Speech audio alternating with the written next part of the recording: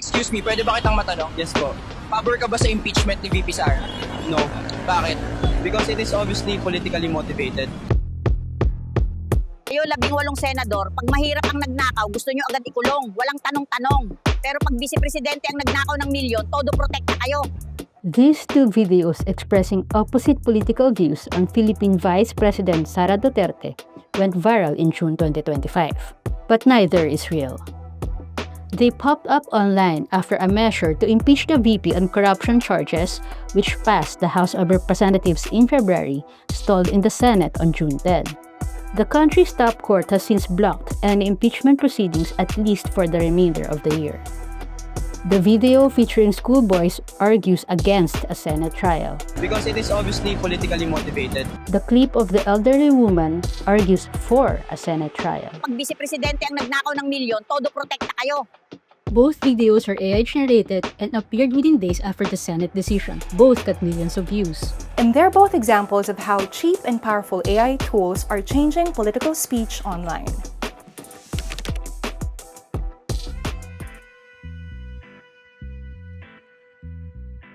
Both videos were made using the most recent available version of Google Veo, Veo 3, the tech company's powerful AI video generation tool. I mean, there's always plenty more fish in the sea, right? They use the codes of journalism to make interview-style clips with imaginary people. AFP wanted to know more about who made them and why. The person behind the schoolboys video declined to be interviewed, but Bernard Senosip, who made the pro-impeachment trial video featuring the fish peddler, told us this was his very first AI video ever. Nag-start lang po akong gumawa ng AI content. Yung nagkaroon na po na may mga nakita na po akong video content sa TikTok. So doon po ako na-inspire na gumawa. At na-inspire po ako. Bakit sinabi ko sa sarili ko, bakit kaya gumawa ng ganyang content pero political style naman siya. So, pinag-aralan ko po yung video. Then, ang ginawa ko po, nag-isip lang po ako ng senaryo. And then, tinype ko lang po. Siguro mga wala pang 5 minutes sa kapag-create po ako ng video. Senosip also told us that he lacked the confidence and equipment to interview people on the street, the way a journalist would, but that he felt the views in the video reflected those of a typical Filipino. He also says he was aware that some people would fail to recognize his video as AI.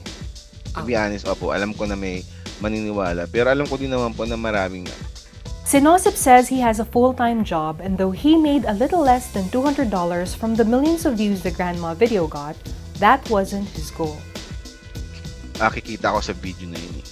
Kaya ako ginawa parang hindi ko inisip na kaya ako gagawin yung video para kumita. Ginawa ko yun para ma-express po yung nararamdaman ko.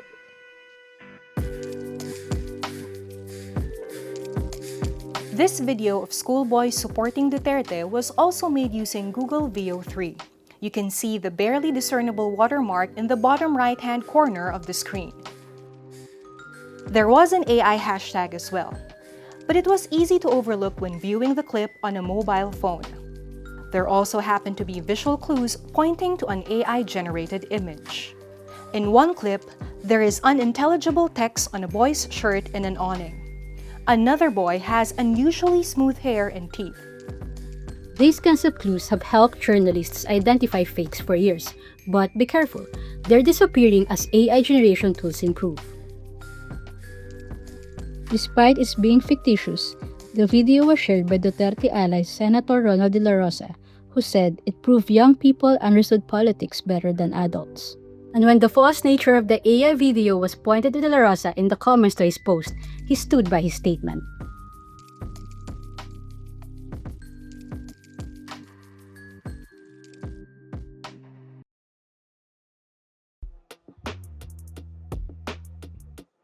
As journalists cover the internet, we've seen the many ways how AI is used to generate content that feeds off real events. For example, when AI images seeming to show real disasters spread quickly, obscuring authentic ones. And when false headlines proliferated around the South China Sea conflict in a clickbait ad revenue scheme. But those images and false headlines can be fact-checked. The dueling man-on-the-street interviews falls into what digital policy expert Jose Miguel Enriquez calls a gray area. And when it comes to regulating for misinformation online, social media platforms and AI firms alike aren't sure how to handle this kind of content. For example, OpenAI decided that in the lead up to the US elections, they were going to disallow people from generating deepfakes of real people. The problem with the case in the Philippines is these man on the street interviews, they are fictional people. They are not real people. Someone can argue that this is not essentially disinformation in the sense of making someone say something that they did not actually say. As these use cases expand to micro-targeting and emotional manipulation and influencing public opinion, AI companies will need to rethink their self-imposed policies in terms of using their AI systems for political and electoral purposes. It's not just going to be deepfakes anymore. It's not going to even be just about disinformation. It's going to be about influencing public opinion. Google Veo, like other AI generation tools, places a watermark on videos it makes, but it's barely noticeable and very easy to crop out. Enriquez says companies like Google, OpenAI, and ChatGPT are considering an additional safeguard called cryptographic provenance, which would tag all AI-generated content. So even if, for example, you crop a video to remove the watermark that says Veo or even Sora, for example, there will be underlying information or metadata within that file that will say this was generated with AI. And ideally, when social media platforms publish this content, they will recognize that cryptographic watermark and the label should kick in automatically. For now, though, labels on social media platforms like Facebook, Instagram, YouTube, and X remain optional. In the case of the pro-Duterte Vox Pop video, it was only after third-party fact-checkers tracked down the original that the AI label was added. And responsibility still lies with consumers to check their sources if they want to know whether what they're seeing online is authentic. For more, visit AFP Fact Check or check out our YouTube channel.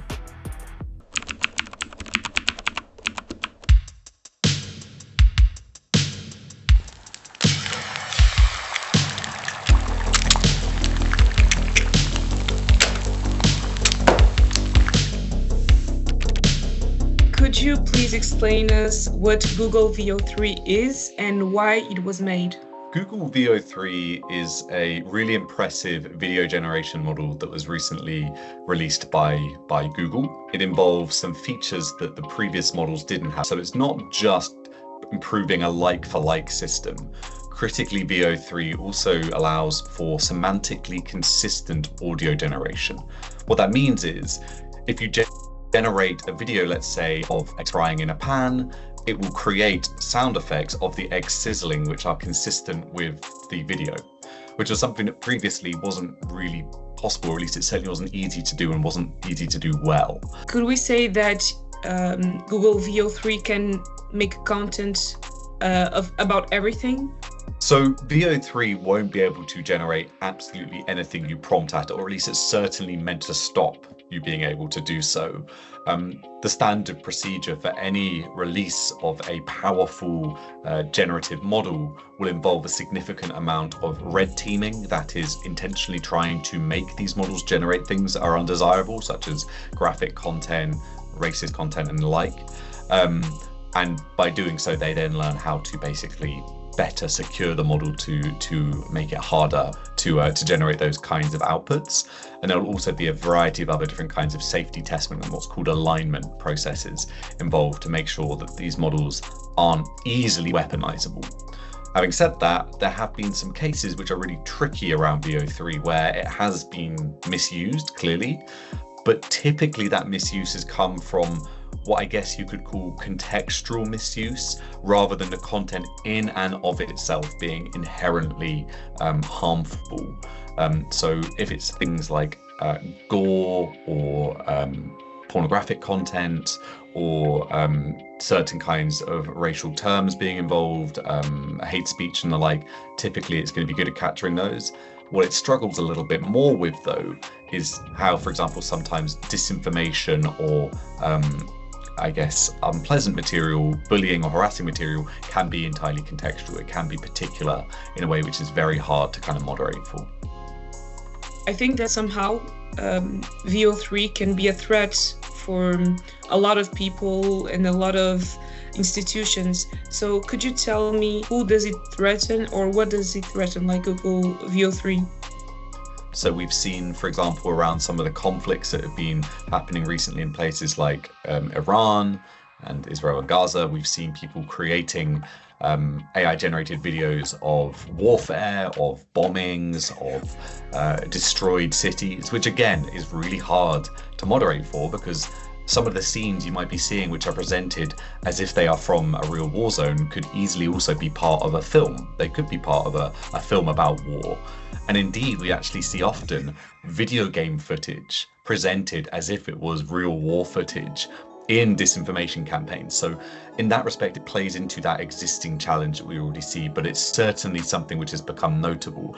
And fact checkers are really starting to struggle with the volume of quite realistic AI-generated video content that they're starting to see.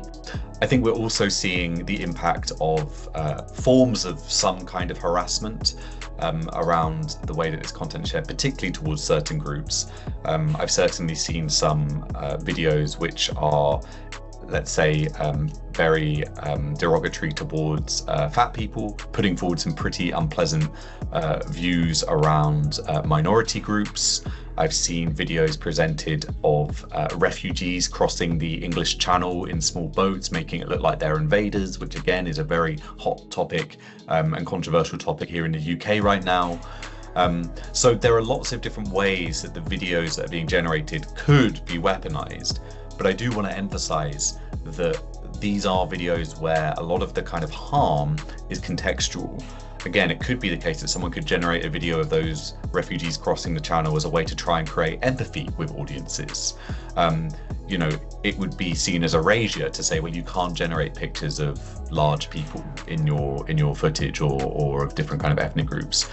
So I think there is still definitely work to be done, no question about it, and it's an ongoing process of understanding how these models can be used and abused. Do authors of these VO3 videos earn money, and how do they make that? So one of the interesting side effects of VO3 is that it has supercharged a trend we've been seeing over the last 18 months or so, which is the rise of what's called AI slop content.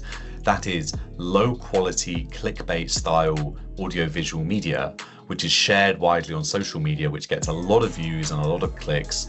For example, the third most viewed video in early July on YouTube was an AI slop video of a baby flying a plane. And it's essentially just low quality, low information content, which is just purely designed to kind of catch your eye and get views without there being much substance to it. Now, VO3 has really supercharged this content approach and has led to a huge amount of accounts being created on various social media platforms to create and scale this content to try and farm views for monetization and for advertising, and even sometimes sign-ups and referrals.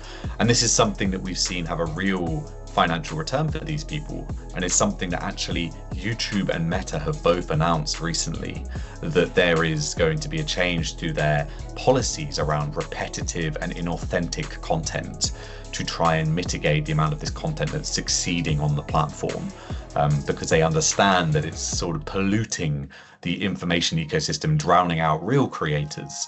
So this again is one of those side effects of not just VO3, but the whole suite of generative AI tools that we're now seeing coming online. Is there any way to detect AI generated content of VO3 videos? Like, do you have any tips to give to people that watch a video like that and be like, oh, like, is this true or not? The release of this model has led to some, I think, growing awareness in the general population of just how good AI generated content now can be. And this has led to a knock-on effect of people now increasingly doubting whether content they see is AI generated or not, because they know in many cases the naked eye or indeed ear is no longer reliable. And so what we're starting to see is this increasing appetite for transparency and clarity about how a piece of content has been created. There are a couple of ways that we can kind of approach this. I think one, it's important to say Google did think about this before they released the model, and as part of VO3, they introduced into VO3 a technique they developed called Synth ID, which is effectively like a kind of watermarking approach, where data that you cannot see is injected into the image or the video being generated, which can then be picked up on as kind of like a good faith red flag to people to say, this has got AI in it, or this is AI generated, which is a smart approach, I think, to have baked into the foundations. Some people are really interested in deepfake detection or AI detection tools. This is a technique we need to be very cautious about, because there are many tools out there which are not robust. That is, they're not reliable and they're not impervious to being fooled into giving a false positive or a false negative. And if we over rely on these models, like people asking Grok, is this real? When Grok itself is not a good reliable guide to whether something is real, we could end up over relying on not very reliable technologies. So there's a space for detection, but it has to be used cautiously and with an understanding of its limitations. The third and final approach that I would touch on here is this idea that we can start to use digital nutrition labels, which are attached to images and videos like those from VO3, that provide a breakdown of what's in the video, how it's been created, how it's been generated, or how it's been edited. Now, the initiative that is kind of pushing this forward is called the C2PA, and they've developed a standard which is called content credentials, which is advocated for by the Content Authenticity Initiative, which is trying to get more people to adopt these digital nutrition labels to provide more transparent content to people in their daily lives. It's not about saying using AI is bad, right? It's about saying, I'm using AI and I understand that it's important that you know how I've used it. The last thing I'll say here is I think it's really important to recognize that there is actually an increasing danger in giving people a sense that they themselves, with their naked eyes and ears, can spot this content reliably. If I said to you, these are the top 3 things you need to look for, there's no guarantee that in a week's time that they will still be true, because new tools and new techniques might have been released. The speed of change and evolution around AI generated content is incredibly fast. So I think we need to start recognizing that, including myself, our eyes and ears are not reliable guides to whether a piece of content is real or not. In a time like this, it means that traditional forms of investigative journalism done by reliable and robust organizations is more important than ever. This is the time when we need to be relying on people who have the skill sets to do deep journalism and have the journalistic standards to make sure that they're reporting as truthfully and honestly as they can. Doesn't mean they're always going to get it right, but most of the time it's going to be done with a level of rigor and a level of scrutiny, which I think is really important for us to approach content with in this kind of generative age. A fighter jet on a training mission crashed into a school in the capital of Bangladesh in July 2025. At least 33 people were killed, most of it children, making it the country's deadliest aviation accident in decades. The same day, Facebook and Instagram and other social medias were flooded with disinformation, much of it AI-generated visuals. Powerful and cheap generative AI tools are making it easier than ever to swamp networks with make-believe content, purporting to show real tragedies, often much faster than journalists can actually get to the scene. Here are some posts AFP debunked using real photos taken by AFP photographers on site and OSINT tools like reverse image search and keyword searches. These posts from Facebook and Instagram feature a picture of what looks like a small passenger plane burning in a sports field while emergency personnel and a crowd look on. The images were vastly shared in compilation posts alongside real photos from the crash. but not all match the reality captured by AFP photographers and video journalists. AFP photos show the wreckage of the fighter jet inside the school building, as well as a charred fuselage and engine near the structure, not passenger planes burning in a field. Another image that does appear to use a fighter jet closer to a building gained more traction online. But it has visual inconsistencies, like what looks like the remains of a second jet next to it. A reverse image search on Google for the third photo led to other posts, but the search engines about this image feature revealed the label made with Google AI. This 8-second long video pretending to show the crash itself also spread widely on social media. A closer look reveals a tiny faded watermark for VO in its bottom right corner. When you're looking for reliable online information, AI labels and watermarks can be helpful, but they may be easier to crop out or optional features. The safest way to track down trustworthy information is to make sure what you're looking at were published by reliable sources and cross-check the facts if possible. See more on our website and YouTube. Sampaikan bila hari kemerdekaan Malaysia dah nak tiba, kerajaan menyediakan bantuan khas untuk rakyat yang layak. This video in Malay was published in late August and appears to show the Queen of Malaysia announcing a cash giveaway. The clip was shared by an account using the name Dato' Abdul Sulaiman.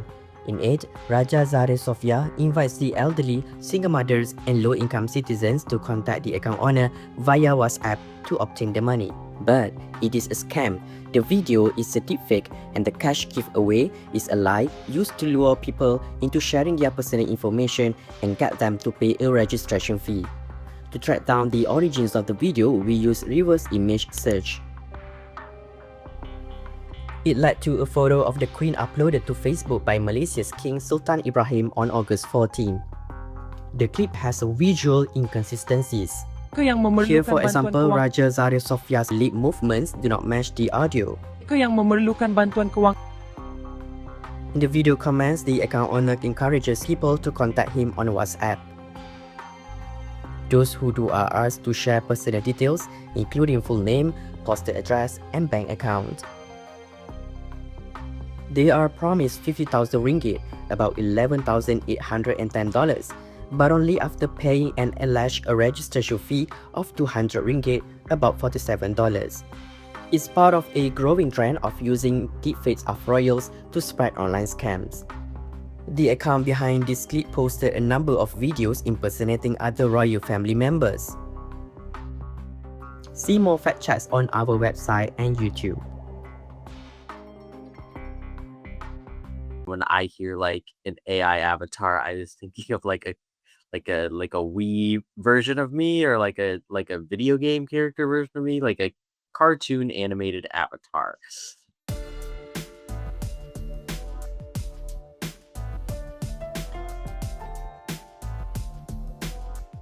I had done kind of one other thing that was kind of like a caption AI data research thing. You come in, you read off a teleprompter, you know, it's like an hour of work and you get like, I don't know, it was like 200 or 300 bucks. And what was used there was never going to be public. They didn't own it. It was really just to kind of like train an AI. You know, it went well, I guess I did good, because in the marketing company, they asked me if I'd be interested in doing another thing in 4 different locations. Could you just kind of talk without getting too animated pretty much about any subject? And it would be used to create AI avatars for this company. So that was like, okay, they do have my likeness, I think, for only a year. And it seemed easy enough, and it was pretty good money. So I was like, okay, let's do it.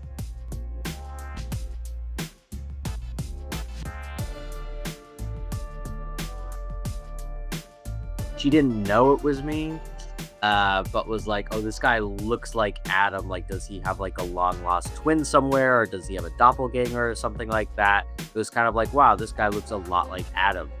Brace for mind-blowing predictions. On July 19th, 2025, mysterious pulses are detected beneath the Indian Ocean. It's kind of one of those, it's like a keep watching kind of clickbaity thing that a lot of profile niggas do now, where it's kind of like, I know things about the future that are gonna happen, and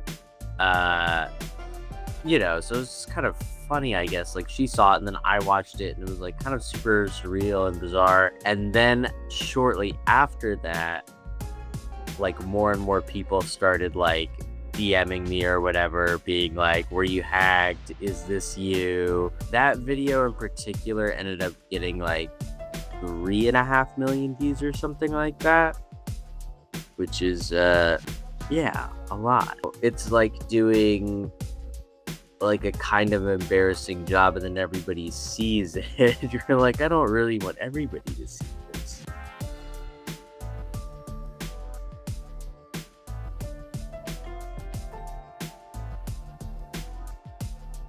Like, for this particular account, I kind of take some comfort that like AI is like in the title of the account. It's very AI forward, so if you think about it a little bit, you're kind of like, okay, all of the content on this page is AI. It was, you know, a pretty quick process for me, and it paid decently. It's kind of like, oh, that's a role I played, it's not me. So there's like some like separation there, because I think we're not used to even seeing like actors yet or people yet being like influencers and stuff like that. And like that's kind of the point of view of this AI thing, is that like I'm an influencer, so it's like it feels more personal. It's a job, it's a role, and then it's not even like my language, or I didn't even like say those words. I feel even kind of less connection to it than a real role I would play.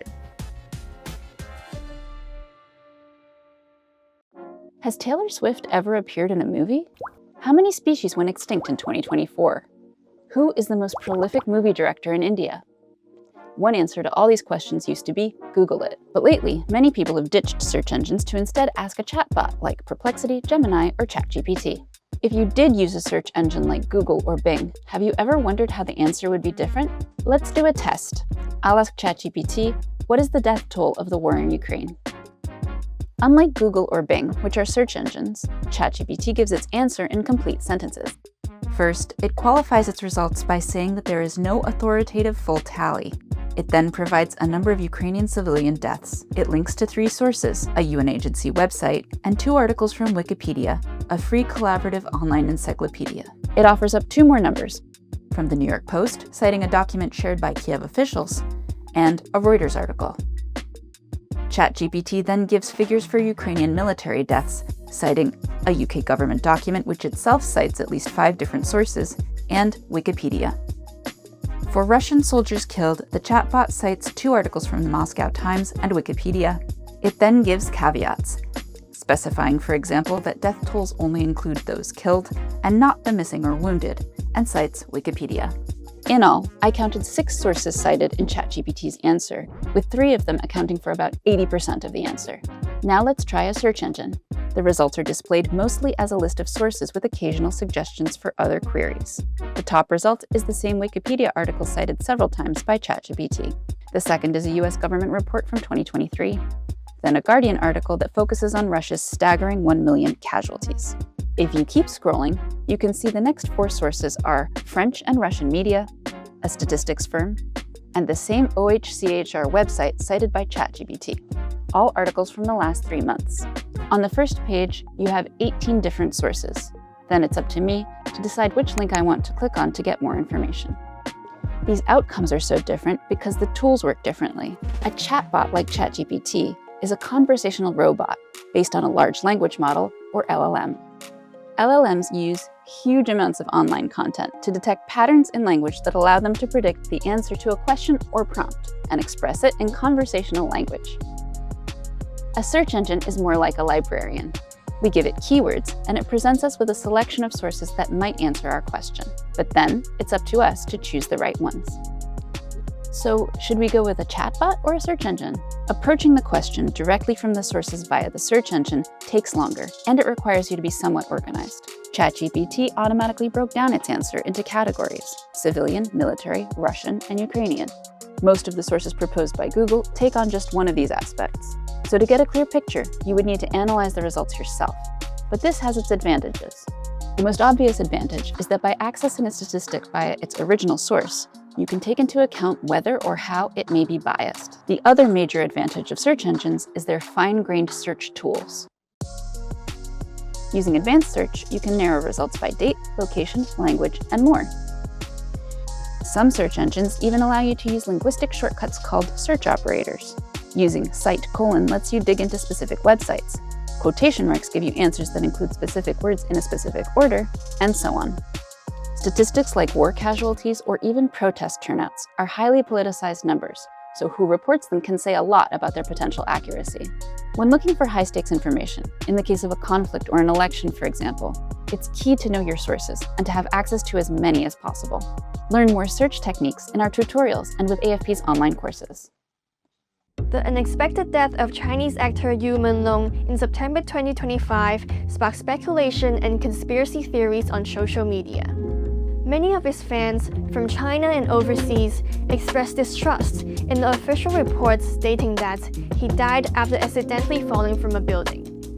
This widely shared social media post falsely claimed that a rare anti-government protest erupted in China in demand for justice following Yu's death. However, the clip in the post is AI-generated. The most obvious clue is that the watermark for Sora appears several times in the video. The logo indicates that the official was fabricated using software from OpenAI.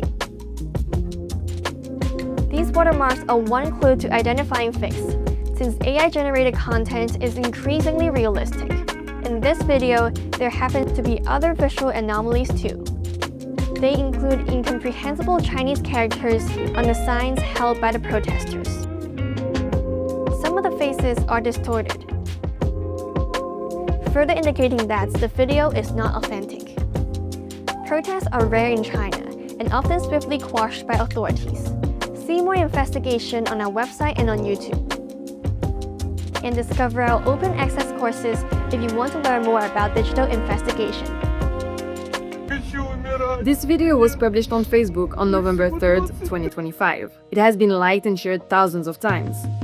The post claims to show a 23-year-old Ukrainian soldier crying as he is sent to the front lines. But the clip is AI-generated. AFP journalists used reverse image search to track down the original video.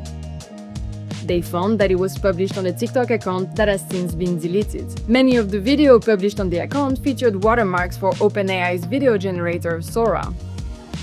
But what about the face in the video? Using PMIs, we found that it matched that of a Russian streamer. PMIs also revealed matches for the faces of 4 other Russian bloggers and streamers seen in the AI-generated videos shown on the now-deleted TikTok account. Alexei Gubanov, who lives in exile in the US, said in a stream that he's been asked about the video, but that he has nothing to do with them. He called them Russian propaganda. And this account was just one of many creating and sharing viral AI images of Ukrainian troops. This reel from November 11 claims to show Ukrainian troops deserting the city of Pokrovsk, but the supposedly injured soldier has no trouble walking on his bandaged leg, and the stretcher supposedly carrying a body appears to levitate. Meanwhile, this one claims to show 15,000 captive soldiers at the end of October, but it features a Sora watermark and distorted faces. AFP has debunked videos across social media platforms in more than 8 languages. They appeared as Russia intensified its fight to take Pokrovsk, a logistic hub in the eastern region of Donetsk, which they've been struggling to take for over a year. During conflicts, powerful images can spread quickly and influence public opinion. Whether you like a post or not, sharing it or commenting on it can increase its visibility and even earn rewards for the poster. Make sure you know whether or not a post is trustworthy before you spread it further.